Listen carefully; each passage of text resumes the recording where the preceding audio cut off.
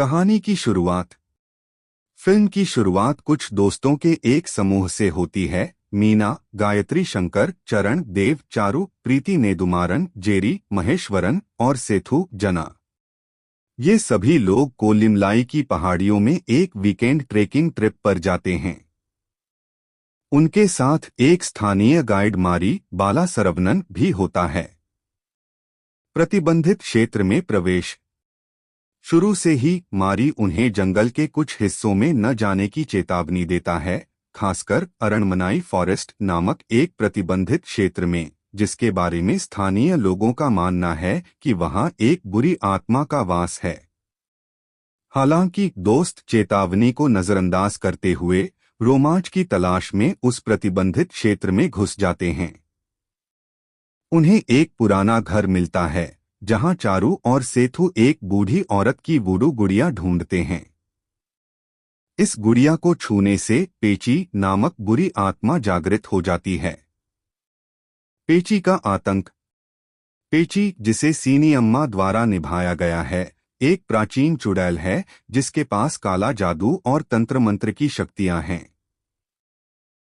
उसका इतिहास दिखाता है कि वह कभी एक शक्तिशाली जादूगरनी थी जिसे ग्रामीणों ने डर और ईर्ष्या के कारण मार डाला था।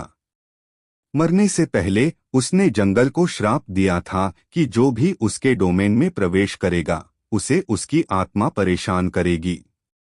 गुड़िया के जागृत होने के बाद दोस्तों को अजीबोगरीब और डरावनी घटनाओं का सामना करना पड़ता है। उन्हें डरावनी आवाजें सुनाई देती हैं, अदृश्य ताकतें उन्हें परेशान करती हैं और यहाँ तक कि उनके हमशक्ल भी दिखाई देते हैं। वे एक एक करके पेची के प्रकोप का शिकार होने लगते हैं। मारी, जो इन सब चीजों पर विश्वास करता है, उन्हें बचाने की कोशिश करता है और उनसे आंखों का संपर्क न बनाने की सलाह देता है, क्योंकि ऐसा करने से वे पेची के नियंत्रण में आ सकते हैं। फ्लैशबैक और पेची का रहस्य।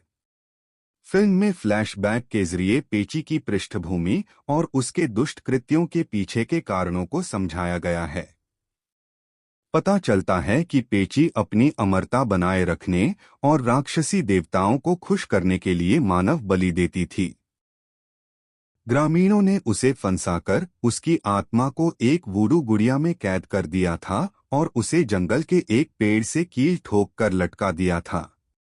वर्षों से पेड़ के चारों ओर की बाधाएं क्षीण हो गई थीं, और जब एक राम नाम का व्यक्ति पास से लकड़ी काट रहा था तो अनजाने में पेची आजाद हो गई। क्लाइमेक्स और अंत। जैसे जैसे दोस्त पेची के चंगुल से बचने की कोशिश करते हैं, उनके बीच तनाव बढ़ता जाता है। मारी के बार बार चेतावनी देने के बावजूद वे उसकी बात नहीं सुनते। एक एक करके वे मारे जाते हैं या पेची के प्रभाव में आ जाते हैं। फिल्म का क्लाइमेक्स काफी चौंकाने वाला होता है। यह खुलासा होता है कि मीना, जो दोस्तों में से एक है, पेची के खून की वंशज है। उसकी दादी को पता था कि पेची को राक्षस को शांत करने के लिए 13 और मानव बलि की आवश्यकता है, और इसी कारण मीना ने जानबूझकर चरण और अन्य दोस्तों को जंगल में लाया था ताकि वे बलि बन सकें।